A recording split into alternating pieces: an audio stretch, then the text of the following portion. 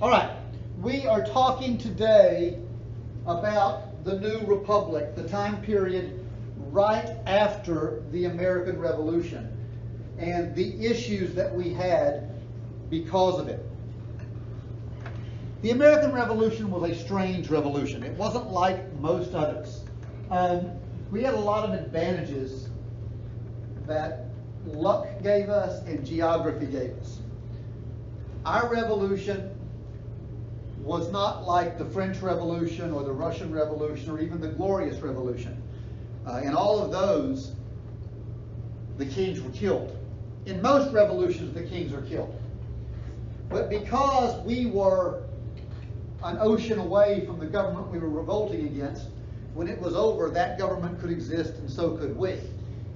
I like to call it a revolution of sentiments, or a revolution of ideas or emotions. One of the reasons why we are able to do this great experiment that we did is because about 80,000 loyalists chose to leave the country, leave the colonies, and return to England rather than stay after the revolution was won. That means that we're going to have a very liberal population to make these decisions. We're not going to have that conservative bastion of old power that's constantly fighting against the more liberal ideas. Now again, I've mentioned this before, I'm always nervous using the term liberal and conservative with college students because in history, it's not the same thing as it is in politics in the modern age, okay? When you say liberal, you mean somebody that wants to have more freedom. A liberal is somebody that wants to liberate. A conservative is somebody that wants less change. They want to conserve the old system, okay? And sometimes that applies to modern politics and sometimes it doesn't. So I don't want you getting those things confused. So we had this revolution. But the revolution fell short in some ways. First off, there was still an argument as to whether there should be a separation of church and state, even after the new government is established. Think about Massachusetts. After the new government, Massachusetts still had an official state religion. The Congregational Church was still there. Although it was weakened, it was still the official church in Massachusetts. The old Anglican Church, which was the biggest church in Virginia,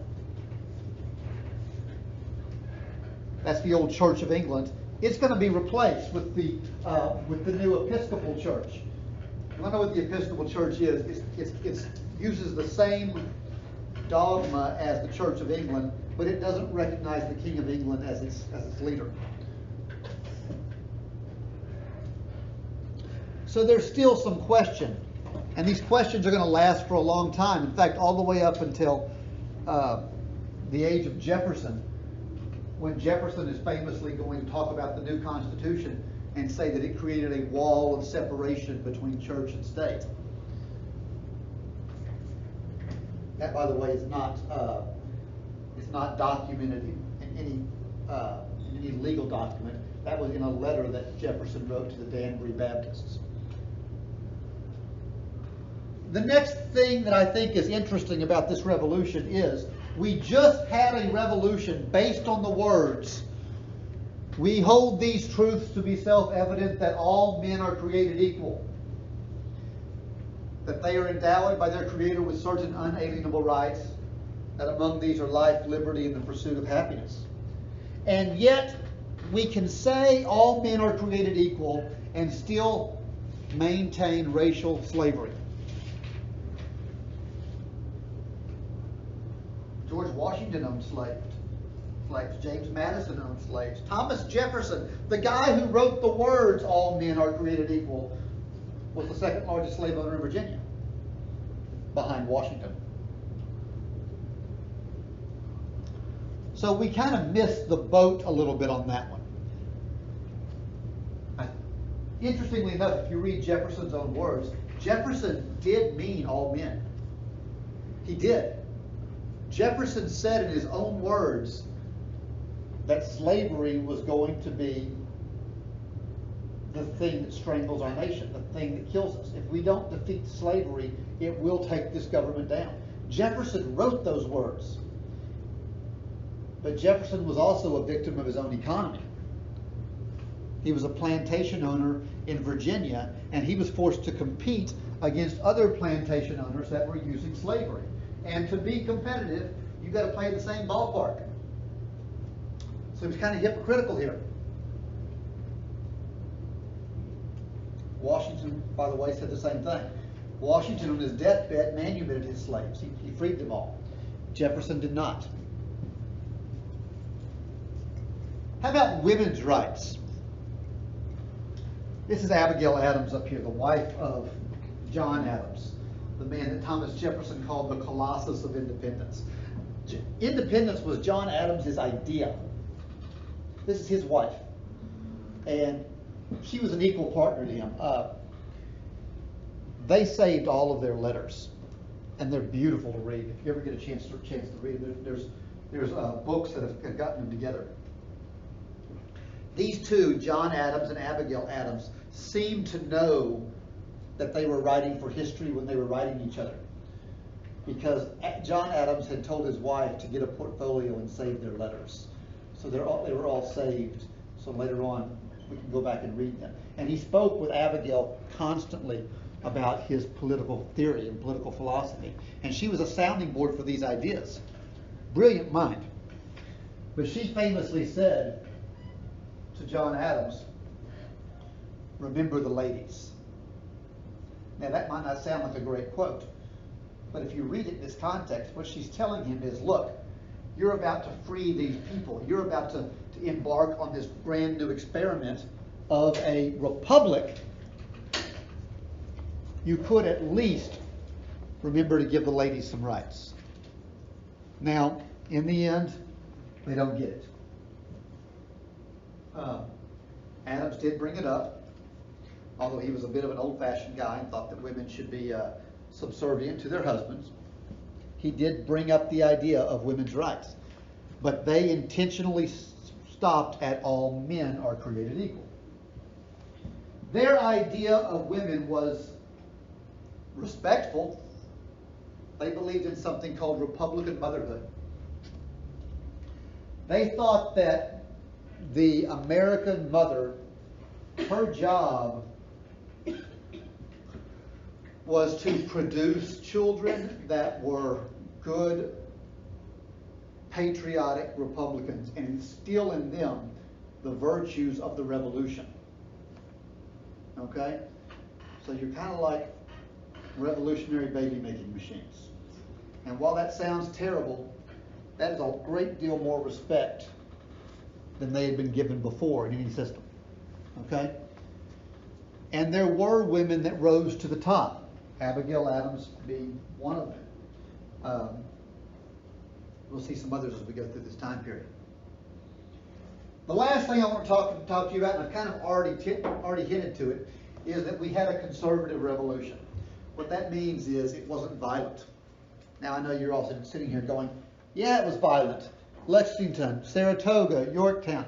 Well, yeah, it was violent in the battlefield, soldier against soldier. But what it wasn't, for the most part, was blood in the streets as we turned on each other. There's a great book. I highly suggest you read it at some point. I think all educated people should read it. It's by a guy named Crane Brenton, and it's called Anatomy of a Revolution. And he talks about there's certain steps that every revolution goes through. And the only one that doesn't seem to fit that pattern is the American Revolution.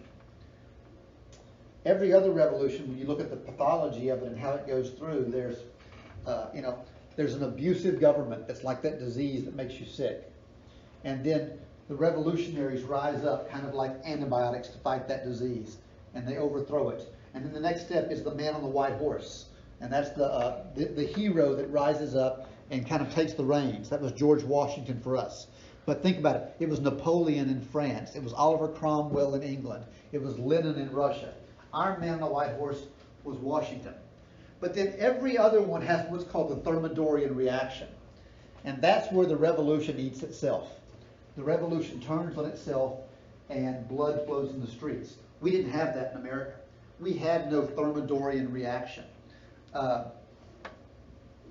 think probably because, unlike all the others, George Washington did not seek to be an all-powerful king like Napoleon did and others did. George Washington sought to be a president. And at the end of 2 terms, he said, I'm done, and went home. So our revolution is a little different, okay? Economically, our revolution is going to have a great deal of results. First off, those 80,000 loyalists that left the country, their property was seized and it was sold off to pay off some war debt. That helped. Another problem is, before the revolution, our main source of trade was England. We bought goods from England and we sold goods to England because the Navigation Act, we didn't have any choice. Well, suddenly they're our enemy. We can't trade with them. So what are we going to do? Well, economically, we're forced to develop our own industry, our own industrial system. We started making our own products. Now, they weren't very good at first. The factory system isn't really in existence yet. There's some minor work with being done that way. But the skills just weren't there. And we weren't able to break into other markets. But it's a big step forward. The United States remained a predominantly agricultural experiment. That's, by the way, is what Thomas Jefferson wanted. Thomas Jefferson famously said that the United States should be an agricultural haven and Americans should be yeoman farmers. He thought we should be a nation of farmers that took care of ourselves. He didn't like cities.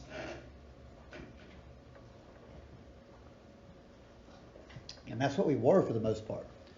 I mean, we had Boston, we had Philadelphia, we had New York. Those were the big cities. Beyond that, anything that you call a city is really nothing more than a small town. Okay? Inflation is out of control. The Continental Congress inflated the value of money by printing more in order to cover its debts. And I don't know if you know what inflation is, but it's where the value of your money doesn't buy as much. It's where the cost of a product rises at a faster rate than your salary does. Well, that's what happens. And the Continental dollar wasn't worth a whole lot of anything. In fact, a lot of times people wouldn't take the Continental dollar. They made you trade it either for a Spanish coin or an English pound. If you were rich at the end of the revolution, you got richer. If you were poor, you got poorer. We were more divided than ever. And the great irony is, to pay for this war, we're going to have to raise taxes. So the United States, which started the revolution because we didn't want to pay taxes, ends up having to pay higher taxes to pay for the revolution. It's a great irony. But at least we're paying taxes to people we voted for.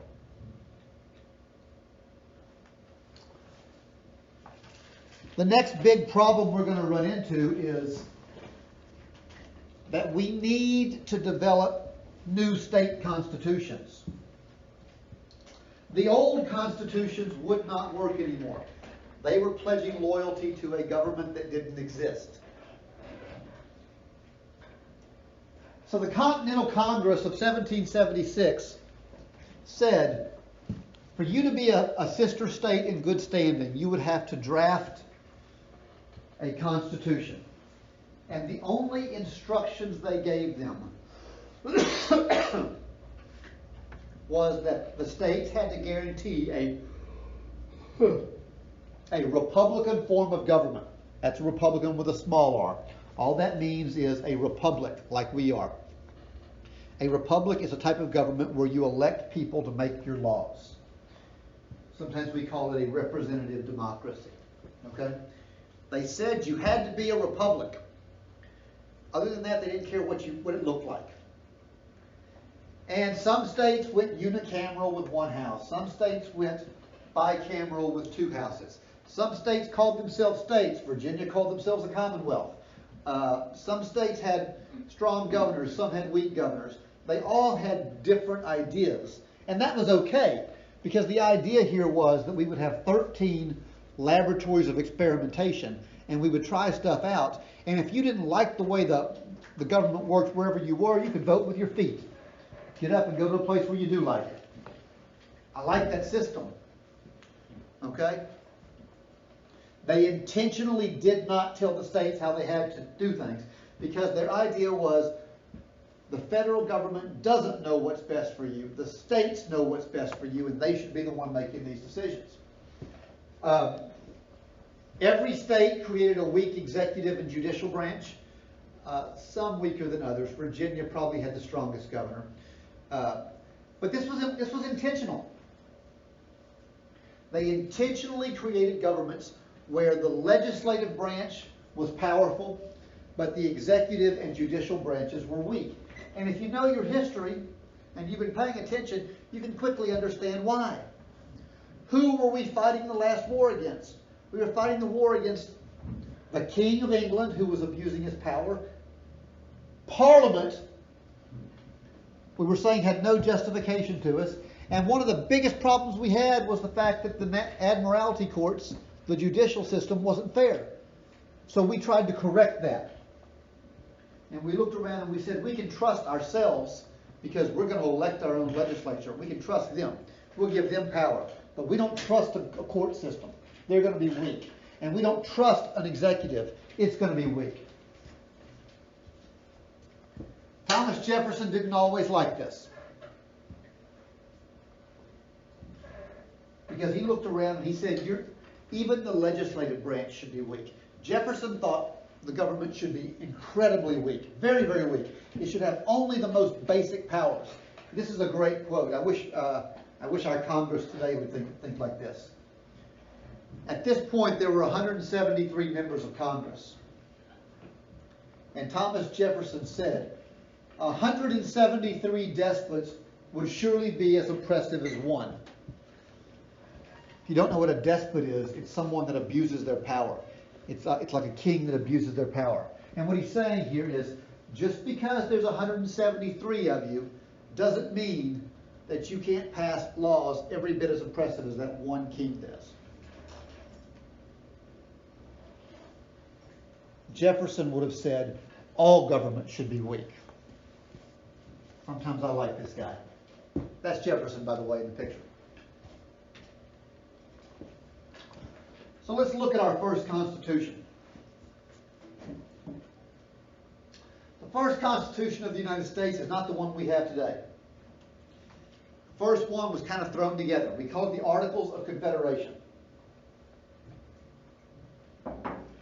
This was the de facto government that was in charge during the American Revolution.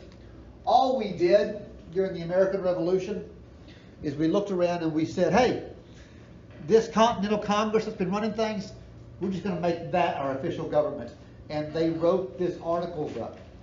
And again, it was intentionally designed to be weak. Very, very weak.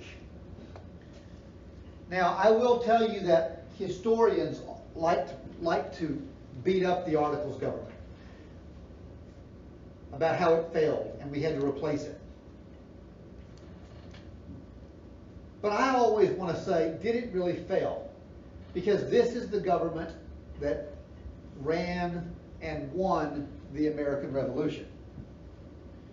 It worked great during the American Revolution. It was super effective. After the Revolution is when it fails. And there's some reasons for that. Think about it. During the American Revolution, You had Jefferson, Madison, Washington, Franklin, Gouverneur Morris, Sam Adams, John Hancock, Alexander Hamilton. You had all of these great minds that were members of the Continental Congress. But when the war was over, Jefferson goes back to Virginia. Madison goes back to Virginia. Adams goes to, he goes to England first, then France. Franklin and later Jefferson also joins him in France. Hamilton retires. These guys all leave and go home, and the second string comes on. And if you ever watch a football game, you know what happens when you put the second string in. Not super effective, okay? Unless you watched the Cowboys game last night and they still played well. But when you put the second string in, they're not able to work in this system, okay? I think if we'd have kept our best and brightest, we'd have kept the articles. Look at the weaknesses of it. First off, there was no standing military. We sent the military home when the war was over. We told everybody, go home. We didn't have a professional military. And our plan was, if we're ever invaded, we're just going to call out the militia, and all the farmers are going to grab their guns, and they're going to come back, and we'll go out and fight. Have a militia. Well, that's not real effective if England decides to invade again. And they're still in Canada. They're still right there. In fact, some of them are still out in the western part of North America, just waiting on our border. I know England signed that peace treaty, but they were still dreaming about coming back and reconquering us. They're going to try in 1812. So we had no standing military. That's a problem. Second, there was no power to tax. The federal government could not tax the people. Only the states could. Well, I guess it's a good thing we didn't have a military, because we couldn't have paid them anyway. We couldn't tax to raise money. The only way the federal government could make money, they had two systems. One system, they could sell land, and that worked pretty well. And the second, they could ask the states to send them money. Dear Virginia, please send your money to Washington. Or it was New York at this time. And none of the states sent money. Third, this initial Constitution had no president. There was no chief executive. Congress ran everything. Well, why wouldn't you have a chief executive? Well, look at the last time they had a strong executive. We had King George III try and kill all of us. So we didn't want that. We intentionally did not have a president. Now, you'll sometimes hear in a trivia question that George Washington wasn't the first president, and they'll go back and they'll quote different people. Sam Adams is quoted a lot. John Hancock's quoted a lot. Those were presidents of the Constitutional Congress. They weren't presidents of the United States.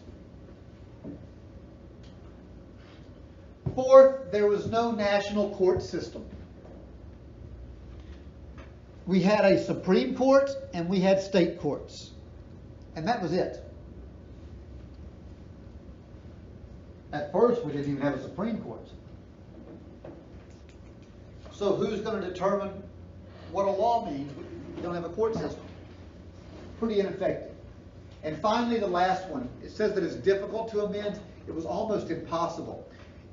To amend the Articles, it required all 13 states to agree unanimously. And guys, I got news for you. As long as there's a Rhode Island out there, you're never going to have unanimity. Because Rhode Island's going to vote no to everything. Okay? So you can't really change it very well. So the Articles have a lot of problems. It was a very, very weak government. But it was effective and efficient when you had the A-team and they had a common enemy. They fought England really, really well. You will need to know this slide. You will need to know this slide very well in the test. You'll get a question that says something to the effect of, discuss the weaknesses of the Articles. And you'll have to list these and tell me what they mean. Okay? So, if you don't know it, understand something, it's a good time to ask. Okay? Make a star that next to it something, so you know that you need this information.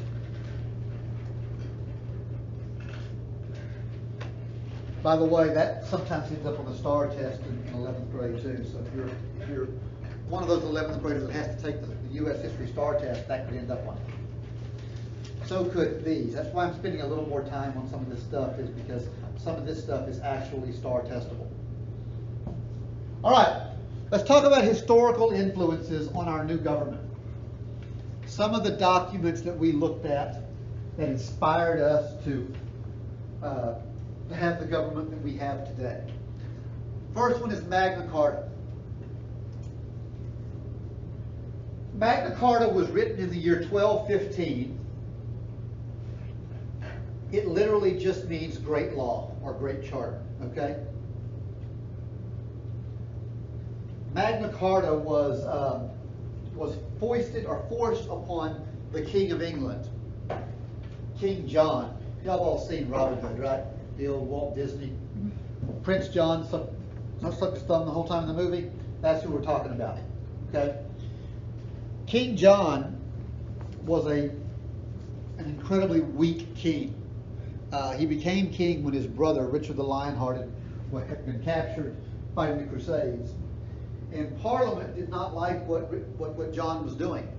So back in 1215, Parliament raised an army, marched against John, and forced King John to sign Magna Carta, which limited the power of the king, and it guaranteed certain rights to Englishmen. The most important one is trial by jury. There are others. But Magna Carta, and the fact that it limited the power of the king, is going to inspire our government, whenever we do create our new government, to have a limited president. Okay?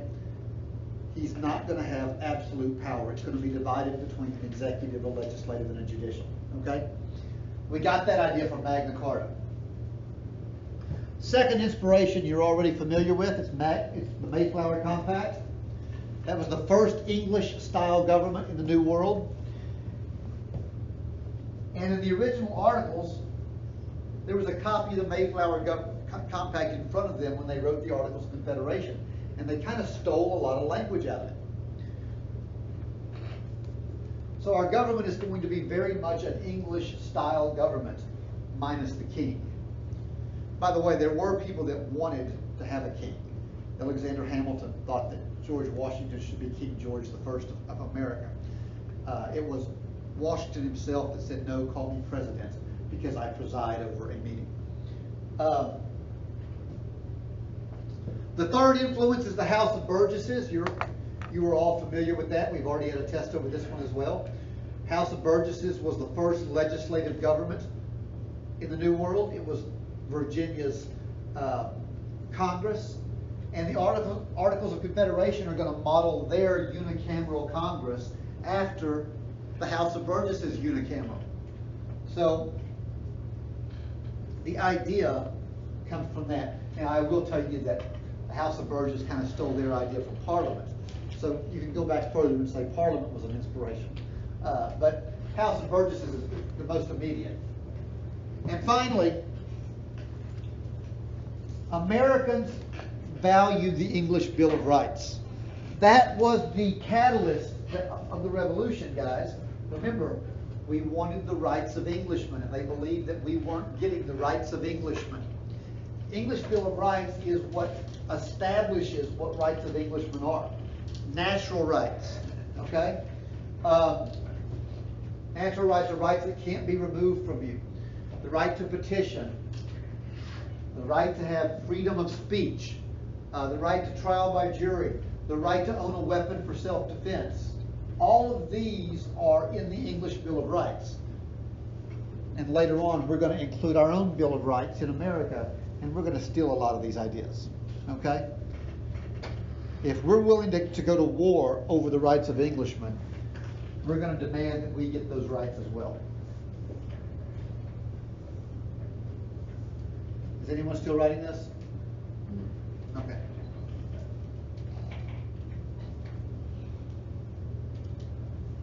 So we have this vast land that we've captured. what do we do with it? We have areas that are unincorporated. And remember I mentioned to you that there was no power to tax. So the way that we made money was by selling land. So they took this area, we called it the Northwest area back then. Today we wouldn't call it Northwest because it's at the Great Lakes. But it was the Northwest of the U.S. at the time. And the land ordinance of 1785 ceded all of this land to the federal government. Ceded, that just means it granted it. It legally gave it to them, okay?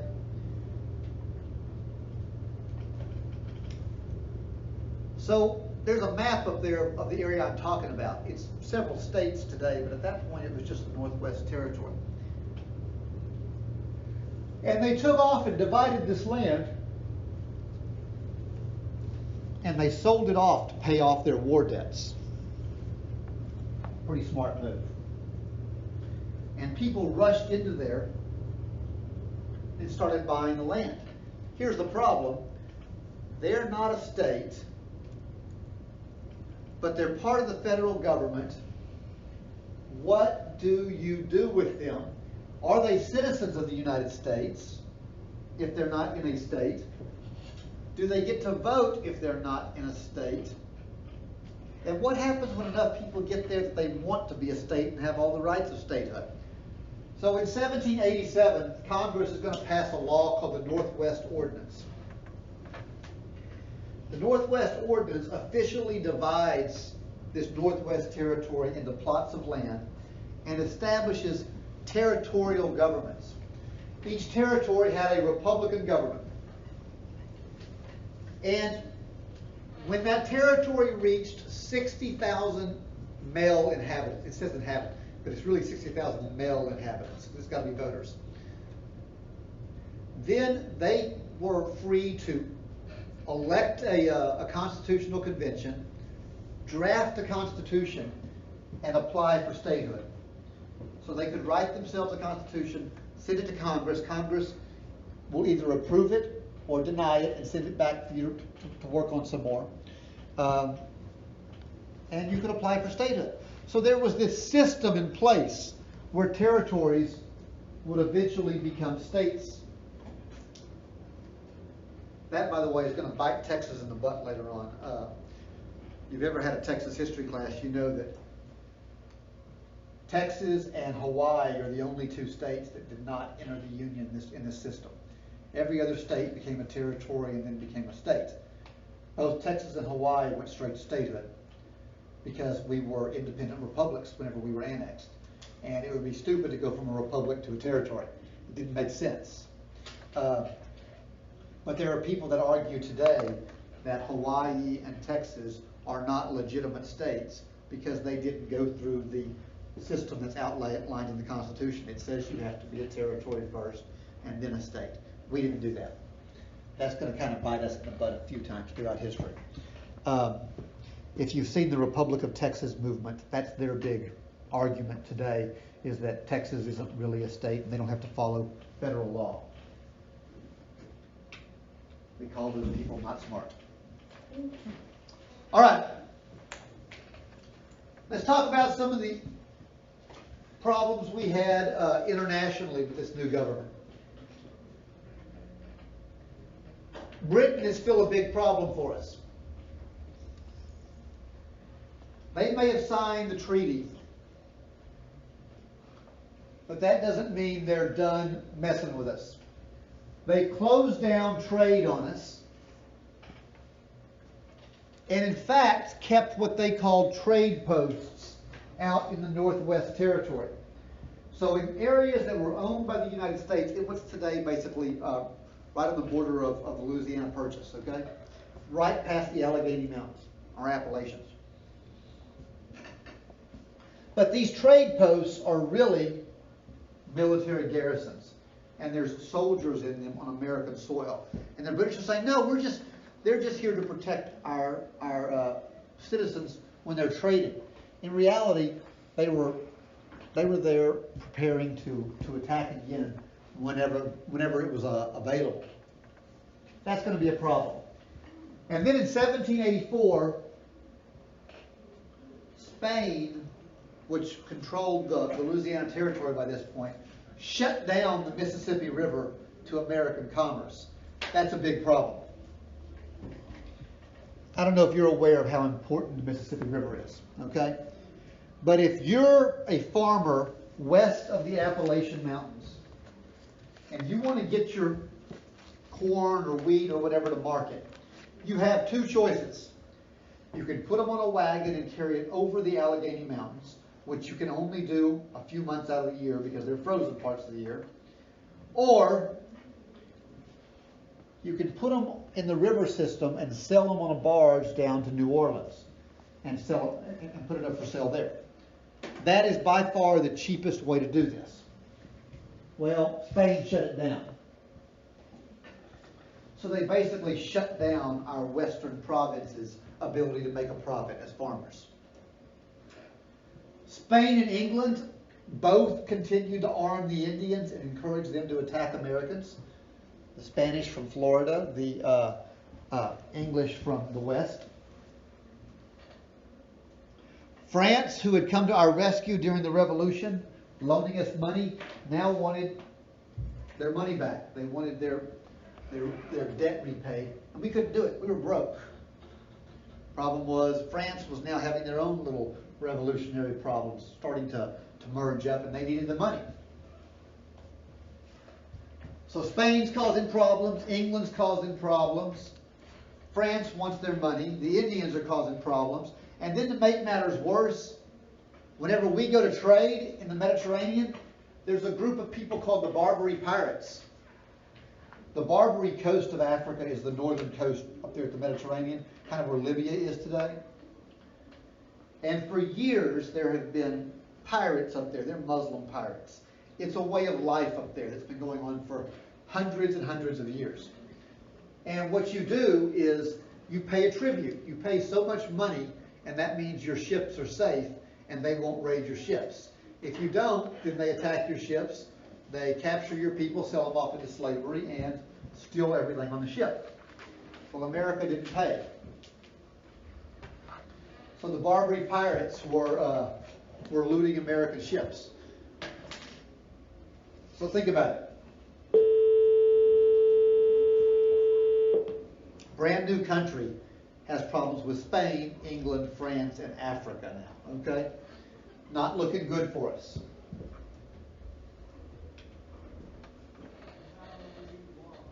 To make matters worse, right here in our own nation, we weren't very stable. The states were refusing to pay their debts. What had happened was states had borrowed money to raise an army individually. And now that the war is over, the states want the federal government to pay the debt. They don't want to have to. So the only state, by the way, that paid their debt off was Virginia. Virginia paid all the money off. Everybody else refused to pay their war debts. So this is going to create a problem for the new government because places like France that loan the money, they don't understand that they loan the money to a state, not a national government, because they can't comprehend what that is. Plus, states were having border disputes. What is the boundary of a state? There was a lot of question about that.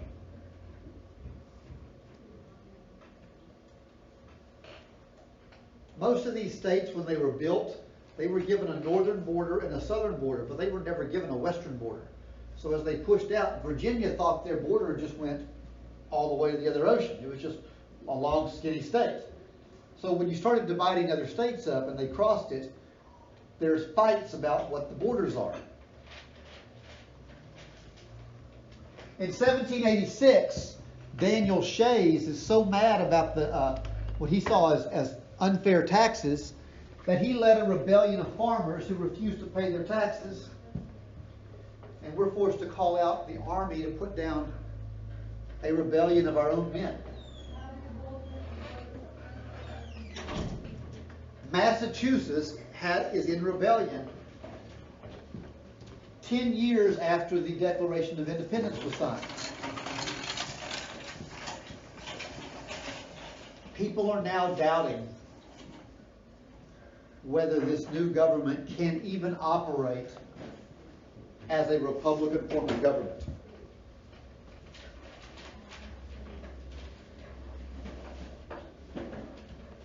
So what do?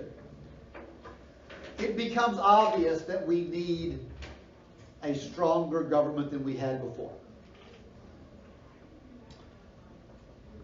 So, at the behest of people like Alexander Hamilton, they're going to call a constitutional convention. Now guys, I want you to pay close attention here. The Constitutional Convention was called with one purpose. The purpose is to amend the Articles of Confederation. That's it. They're going to amend the Articles. What does it mean to amend something? To change it or improve it, right? Some kind of a change. That is the only purpose. Now remember, what was one of the weaknesses of the Articles? What does it take to amend the Articles? How many states? All of them. All of them. All 13 states, right? Every state has to agree, and you know that's not going to happen. So they meet in Philadelphia in 1787. And I like to call this the Second American Revolution. Because the first thing they did is they got everybody in the hall and they swore everyone to secrecy. Nobody talks about what we talked about in here until we're done. The Gag Order. Until this document is done, we don't tell anybody what's going on. Everybody swears. They put 2 guards outside the door and they don't open the windows. Okay? Now guys, it's May in Philadelphia. It's hot, it's sweltering, there's flies everywhere because this is a fishing village. Okay? And these guys are locking themselves in a hot room with the windows shut because they need to keep this secret. They are then immediately going to change the rule. They're going to say that instead of amending the Articles, we're going to write a whole new Constitution. We're going to start from scratch and write a new one. And it's going to go into effect when 9 states agree. Think about that for a minute. Did they just break the law? Yeah, they broke the law. The law of the land was the Articles of Confederation. The convention was called to amend the Articles. They're not amending it, they're writing a new law. Plus, the law said that to do it, it required unanimity, 13 states. They immediately said, nope, 9. When 9 agree, we're going to put it in place. And they drafted this new Constitution. And thank God they did. It was a beautiful document what they came out with. But guys, what they did was a second revolution. What they did was treason. They committed a crime. Okay? Sometimes patriotism is ugly. Sometimes doing the right thing might require doing the wrong thing, if that makes any sense at all. The right thing for the nation was we had to get this new government, but to do that you had to break the rule. One of their goals in this Constitution was, and this is a quote from from Franklin, they wanted to retain republicanism while taming democracy. What he meant by that was, we want to keep this government a government of the people where we elect our leaders. But we don't want decisions to be made directly by the people. We want them to be made by their elected leaders. Because the people can be swayed very easily. And they might pick the wrong leaders. Okay? In fact, at first the idea was that the president would be chosen by Congress, not by the people directly, because they were very afraid of who the people would choose for president. Okay?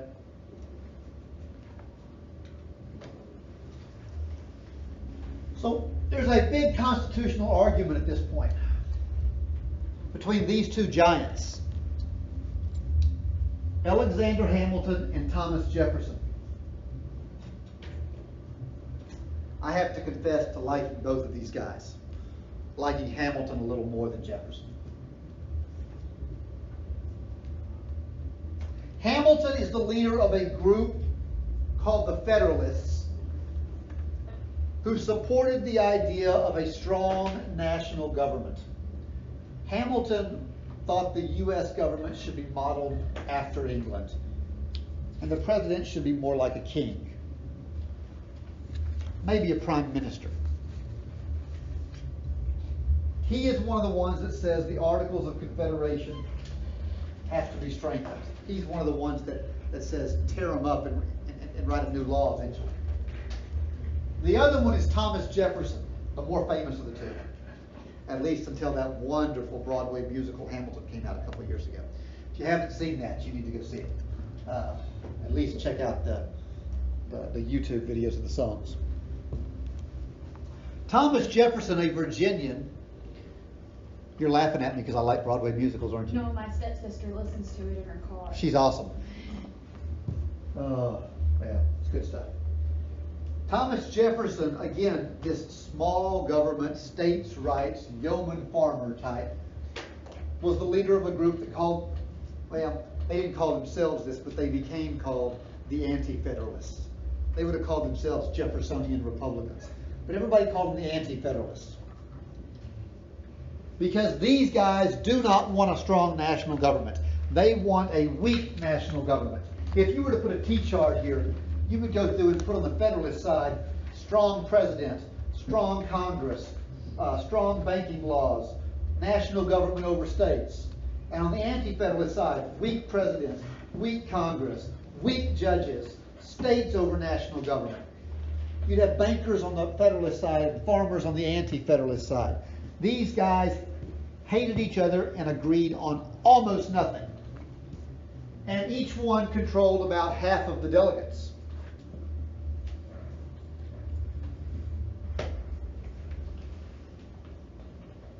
Hamilton is probably the stronger of the two.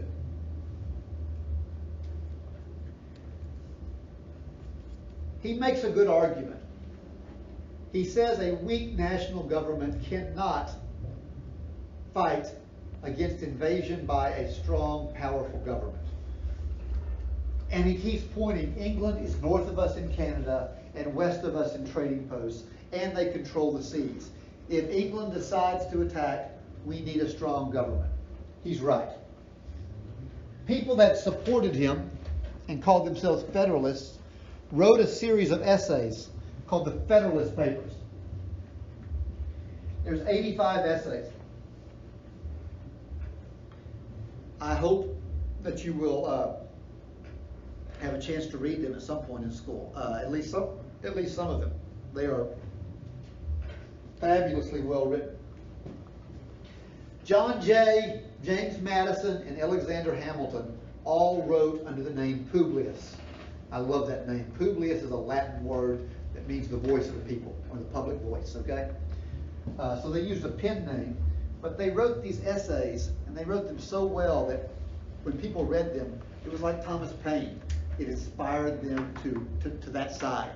Just as Thomas Paine could move you to revolution, these guys could move you to federalism, okay?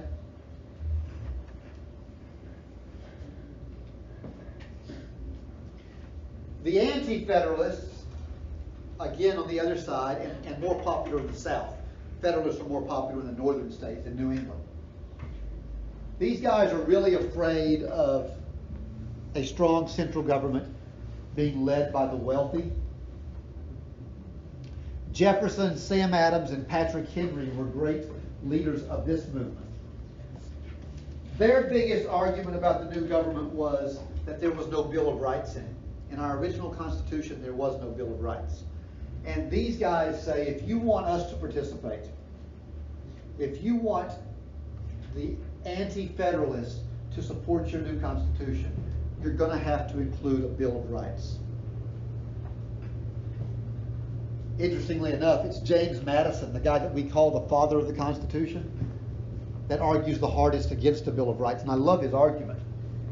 James Madison said, if we write down 10 rights, if we do a Bill of Rights with 10 things and we tell people that these are your rights that are protected, some damn fool is going to come along and believe these are the only rights you have. It's better not to put them down and have them be understood. I think Madison was right, because we've seen since then that people have gone through and they've made that argument. It doesn't say you have that right. There's actually been an argument before the Supreme Court that you do not have a right to privacy, because nowhere in the Constitution does it say you have a right to privacy. Madison's rolling over in his grave. That, by the way, is why that a police officer can search your phone if he pulls you over in a search, because you don't have a right to privacy.